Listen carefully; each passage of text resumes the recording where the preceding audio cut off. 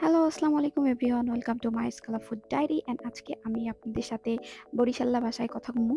তো বরিশালে আমি যদিও আমার বাসা বরিশালের না, বাট আমি তারপরে বরিশাল ভাষায় কথা বলবো। তো শুরু করতেছি। তো মোর রাত্রে সেই পরিমাণ খিদা লাগছে।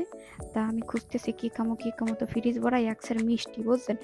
এত মনটায় মেজাজটা এমন খারাপটা ঠেহে মোর জামাই একসের খালি মিষ্টি খাই এর লিগা একদম মিষ্টি এনে থয়। তো এখন বাজে একটা ৮ আর এখন মোর খিদা লাগছে তা মুই চিন্তা করতে আছি কি খামো তো আবার যাইছি ফ্রিজের কাছে যাইয়া দেখি কি আছে। তো ভাবলাম যে থাক রাইন্দাই খাই। তা দেখলাম এক্সের মাশরুম আছে।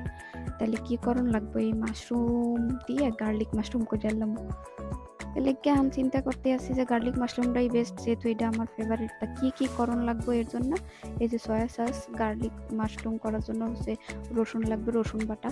তার এই যে মাখন বা আপনারা যারা বলেন বাটার।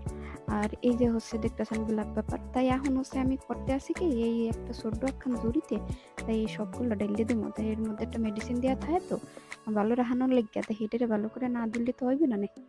তারে এডেরে ভালো করে ধুইতে আছি। ধুইয়া এরপর হলো যেটা কাটাকাটি করবো বুঝছেন।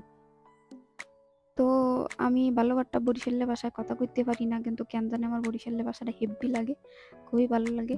এই জন্যই আমি চেষ্টা করতে আছি যদি ভুল ত্রুটি হয় তাহলে হেললে কিন্তু মরে কিছু কইবেন না বুঝছেন। তো এই জন্য আমি কাটাকাটি শুরু করে দিছি আর এখন কাটতেছি কাটা শেষ। আর তারপর এখন আমি এই যে বাডারটা একটু কাটবো বুঝছেন। তাই আবার মুই একজনের কাছে দাঁড় করে লিয়েছে বুঝছেন গরিব মানুষ কিনবো করতে। তো দাঁড় করে লই আসার পরে এই জায়গাতে যে এক টুকরো কাইটে এরপর কড়াইতে দিয়ে দিলাম। কালা কুচকুচে একটা কড়াই লইছি। তো এই কড়াইও কিন্তু আমি দাঁড় করে লিয়েছি গরিব মানুষ পামু কই বুঝছেন। তাই কড়াই দাঁড় করে লইয়ে এসে তারপরে এটার মধ্যে বাটার দিয়ে দিলাম। আমি নাড়তেছি নাড়াবাড়া শেষ করে তারপরে আমি এর মধ্যে আস্তে আস্তে করে উপকরণগুলো দিয়ে দেবো বুঝছেন।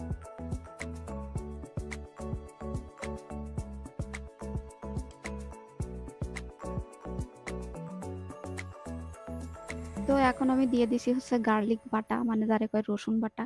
তো এই রসুন বাটা দেওয়ার সাথে এক সাথে স্যাঁত করে ওঠে। আর এই যে স্যাঁত করে ওঠে আর উঠে নাড়তে আসি এখন কমু কি এর মধ্যে মাশরুম গুলো সুন্দরভাবে ধুইয়া লইছি কাটটা লইছি। এরপর এইগুলোরে আমি দিয়ে দিছি আমি ভালো করে বাছতেছি। আর যেহেতু আপনারা জানেন যে এই যে রেডিমেড যে মাশরুমটা থাকে এইয়া কিন্তু সেদ্ধ করাই থাকে। তো তার কারণে আমার আর সেদ্ধ করা লাগে নাই। এদের আমি বাজলেই আমার খাওয়ার উপযোগী হয়ে যাইবে। তো এর মধ্যে আমি একটু হালকা লবণও দিয়ে লইছি। আর এখন একটু সয়া সস দিচ্ছি যেহেতু সয়া সসের মধ্যে আপনারা সবাই জানেন একটু লবণ থাকে। তো যার কারণে এটাতে আমি লবণটা একটু কম দিছি।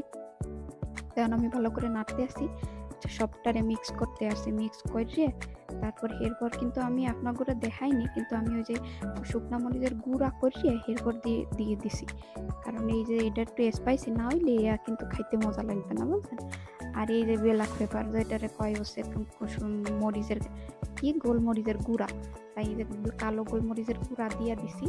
এইটারে দেখতেও ফাইন লাগতে আছে আর খাইতে যে কি একটা মজা হইবে তার বর্ণের মতন। আর এই ডিশটা যে আমার কি পছন্দ আর কইতে দিই। তো এখন আমি এই যে বাইরে লইছি আর জামাইরেও ডাক দিছি যে তুমি একটু খাও।